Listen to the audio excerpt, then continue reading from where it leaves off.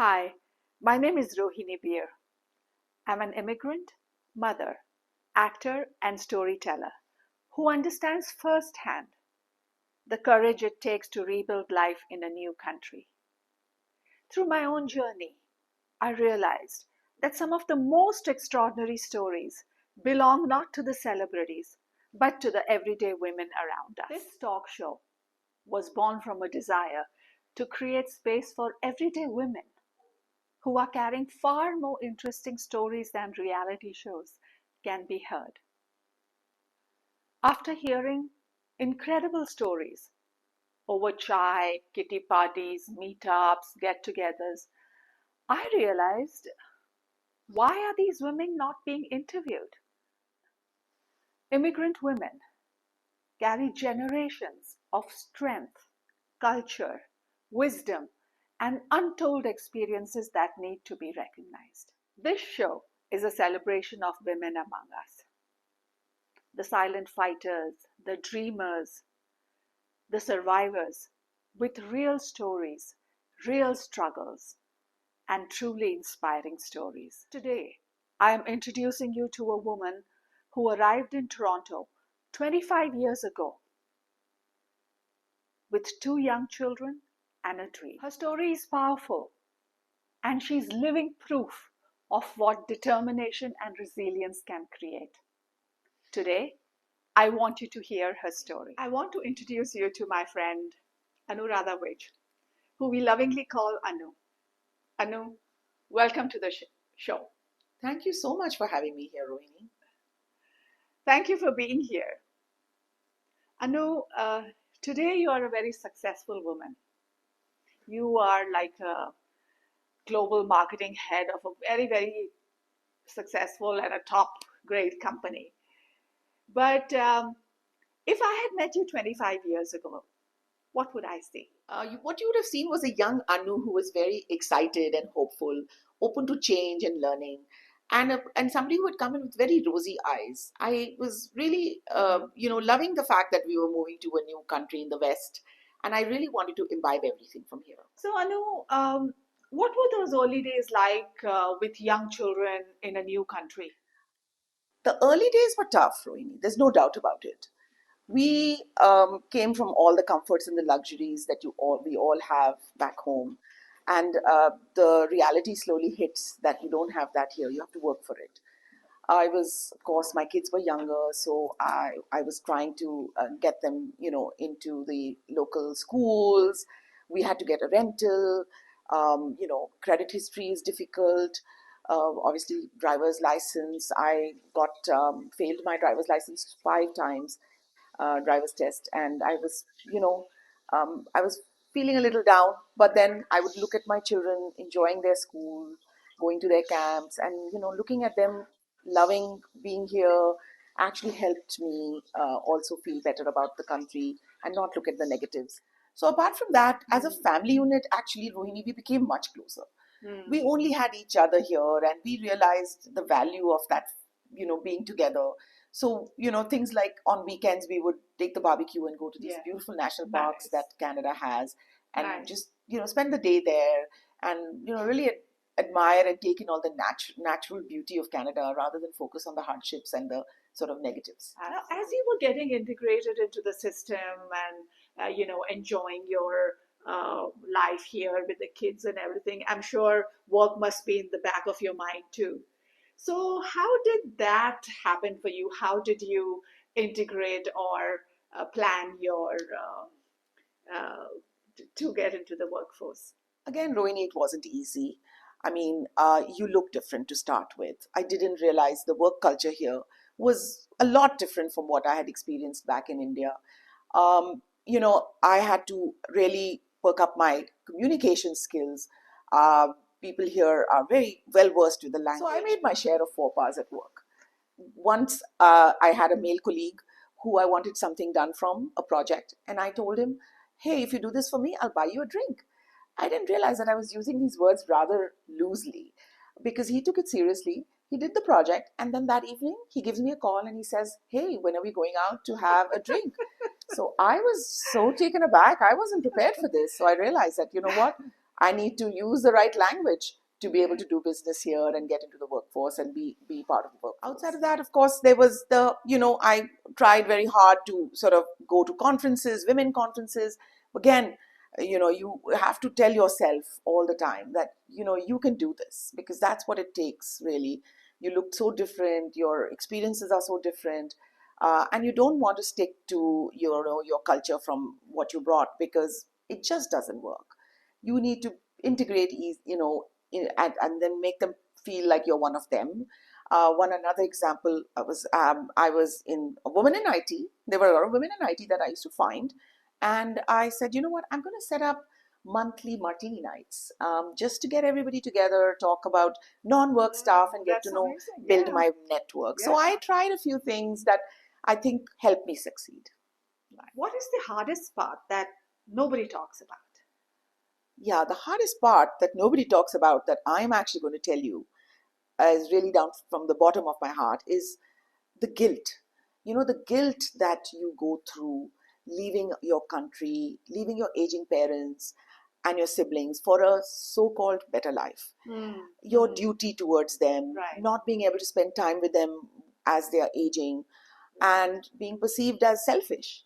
It's really the hardest part about the move. That is coupled with some of the hardships you face when you come in. There is no, the financial hardships. I never mentioned this, but my first coat was from a thrift store. Wow. And I somehow made it work. Of course, there's also, your growing children, their needs, the tantrums they throw as teenagers. My husband got transferred to India for 2 years, and while I was managing them all alone with the job, their tantrums, shoveling snow in those very, very frigid Canadian winters, single-handedly dropping them off to their universities, settling them into their colleges. It was hard. I'm not going to deny that.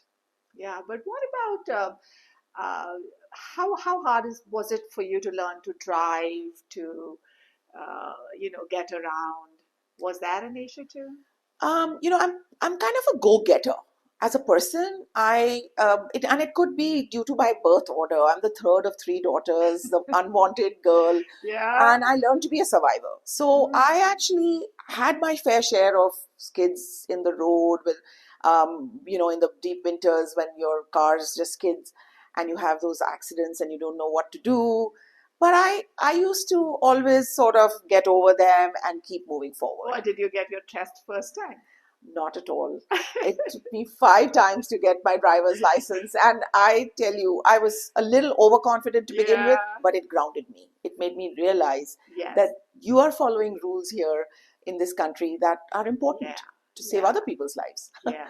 So, yeah. Yeah. Now that you had learned driving and you were kind of settled with your first job and, getting your bearings, uh, what was the turning point in your career? Yeah, that's a good question. So the turning point was, when I started to get a foothold in the industry.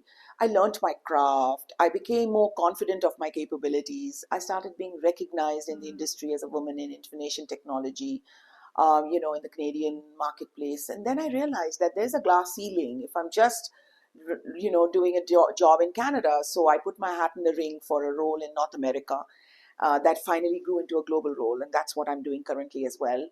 And I did 2 jobs to try and make that work. So I was, I put myself out there. I learned, new things about being a North America resource, and of course, flexible work helped. So this also was the time of COVID. But yes, I think was a turning point when I had great amount of confidence in my abilities, and I was being offered roles, by competitors to join them, or just being able to say, yes, I know what I'm here now to stay. And how many years did it take for you to reach that point?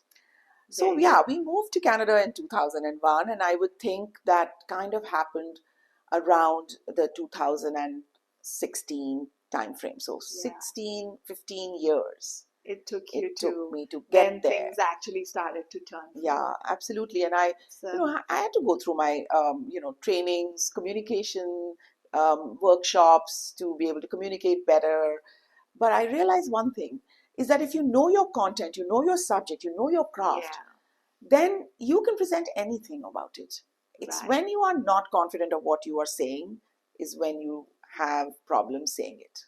Yeah, so you had to really um, polish your skill, so to say. Yes, yes, absolutely. So, in that 16 years of struggle where you got established and today you are what you are, what are you most proud of? I have a lot to be proud of, Rohini, but one of the top things on my list is I'm really proud of my two children and how they've grown up into becoming two really independent young Mm-hmm. uh, adults, imbibing the Canadian values and being able to make it in this country.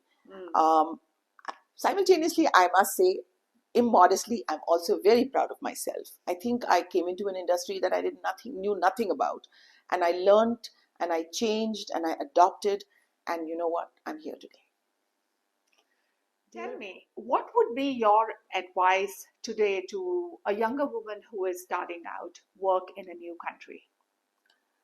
My advice to a woman who's starting out in a new country is to focus on the positives, focus on integrating yourself into the Canadian life.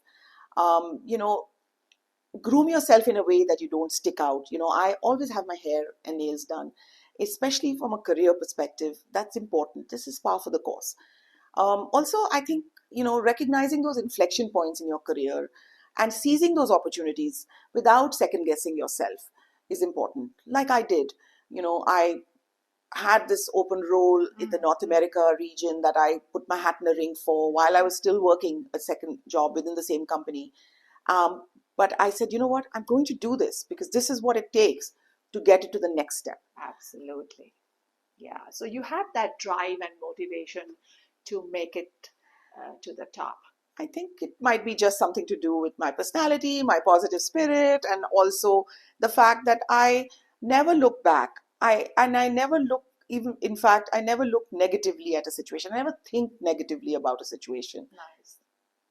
Yeah, that you like to stay positive, and Yes, it's is so that important. what would be your success mantra that you live by?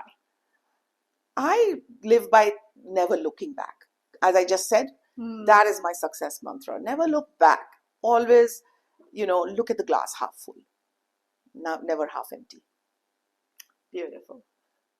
Stories like Anu's remind us that strength always doesn't make noise. Sometimes it quietly builds a life. Thank you for watching. And if you have enjoyed this episode, do like, subscribe, and share.